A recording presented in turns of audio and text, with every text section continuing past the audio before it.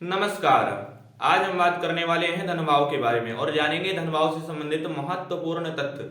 जो भी ज्योतिष के दर्शक हैं अथवा ज्योतिष सीखना चाहते हैं वो ध्यान से देखें, तथा जो अपनी जन्म कुंडली का अध्ययन करना चाहते हैं और साथ ही और परिवार के जन्म कुंडली का अध्ययन करना चाहते हैं वो भी ध्यान से देखें। और द्वितीय भाव से संबंधित मैं महत्वपूर्ण तथ्य बताने जा रहा हूं। तो अगर आपको वीडियो अच्छा लगे तो लाइक करिए, सब्सक्राइब करिए, शेयर करिए ताकि और लोग भी लाभान्वित हो सकें। चलिए बात करते हैं द्वितीय भाव के बारे में।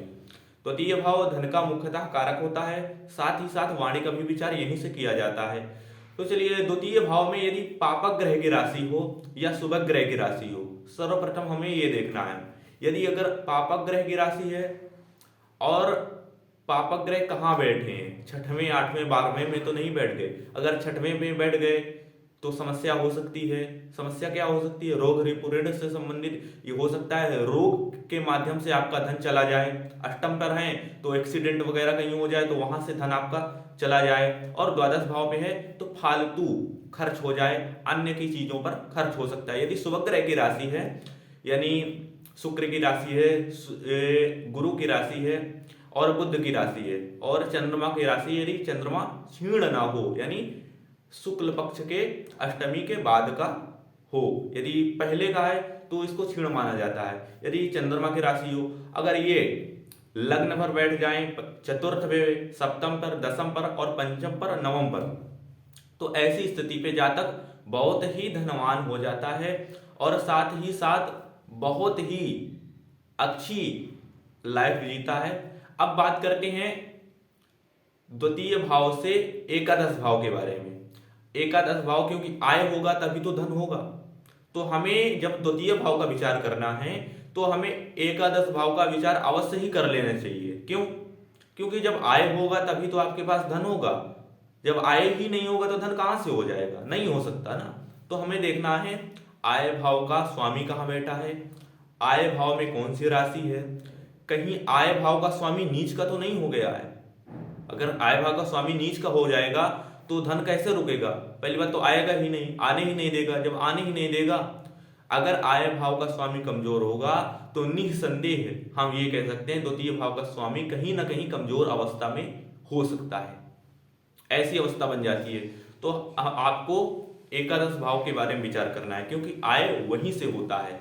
मान लीजिए एकादश भाव में शुभ ग्रह की राशि है और शुभ ग्रह होकर केंद्र और त्रिकोण में बैठ गए, यानी 1, 4, 7, 10 और पंचम, नवम इन भावों पर बैठ गया है।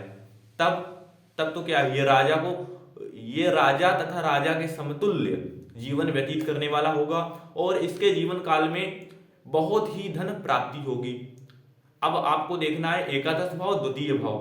अब अष्टम का विचार क्यों किया जाता है? अष्टम का विचार गड़े हुए धन, पैतृक संपत्ति का विचार भी द्वितीय भाव से होता है। तो आपको देख लेना है द्वितीय भाव का स्वामी कहां बैठा है। द्वितीय भाव का स्वामी यदि चतुर्थ, पंचम, सप्तम, नवम, दसम, एकादश, लग्न, इन भावों पर द्वितीय भाव का स्वामी हो तो ऐसा जातक महान धनवान होता है। अब द्वितीय भाव का स्वामी यदि पंचम भाव पर बैठ जाए तो ऐसा जातक वक्ता होता है, यानी बहुत ही अच्छी तरीके से अपनी बात को प्रस्तुत करने वाला होता है। अब आप बात कर लेते हैं, यदि धनेश यानी द्वितीयेश और एकादशेश का संबंध हो जाए और 1, 4, 7, 10 पंचम, नवम यहां पर ये बैठ जाए तो ऐसा जातक महान धनवान हो जाता है। यदि भाग्येश द्वितीय भाव पर हो, द्वितीयेश भाग्य भाव पर हो, तो ऐसा जातक भी धनवान होता है। अब बात कर लेते हैं द्वितीय भाव से संबंधित कारकत्व की। द्वितीय भाव वाणी का कारकत्व करता है, धन का कारकत्व करता है, पैतृक धन का कारकत्व करता है। अब आपको देखना है कि इस घर में पाप ग्रह की राशि तो नहीं है, भाव कमजोर तो नहीं हो गया है, भाव में पाप कर्तर योग तो नहीं लग गया है। पाप कर्तर योग कैसे बनता है? तो यदि द्वितीय भाव पर अगर लगेगा तो तृतीय भाव पर पापक ग्रह और लग्न पर पापक ग्रह।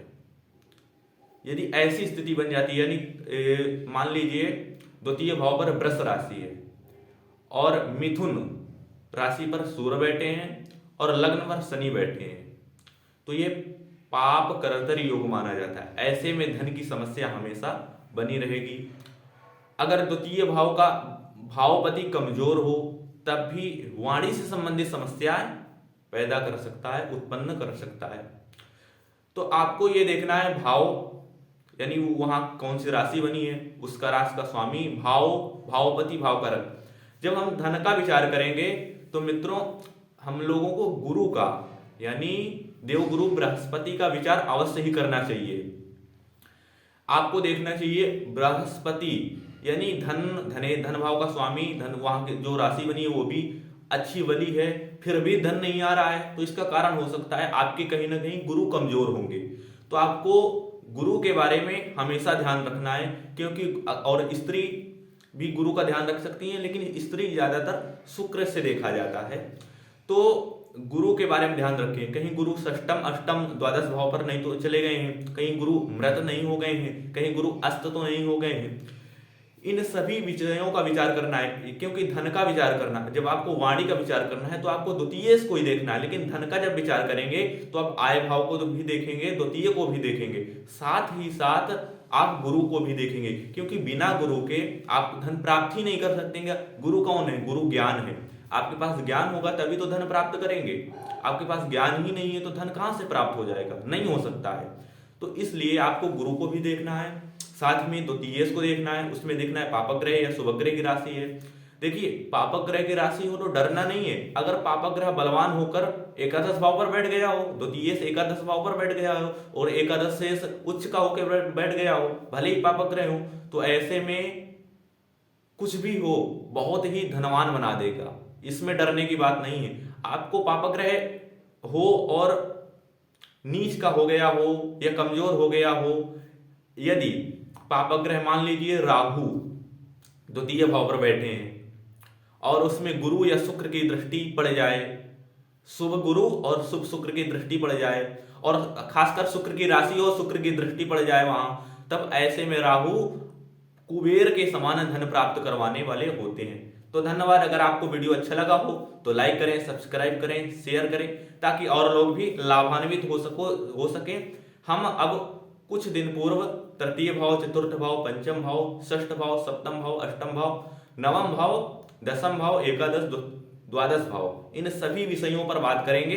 तो आप हमारे साथ बने रहिए। चैनल को लाइक, सब्सक्राइब, शेयर कर लें ताकि और लोग भी लाभान्वित हो सके। धन्यवाद।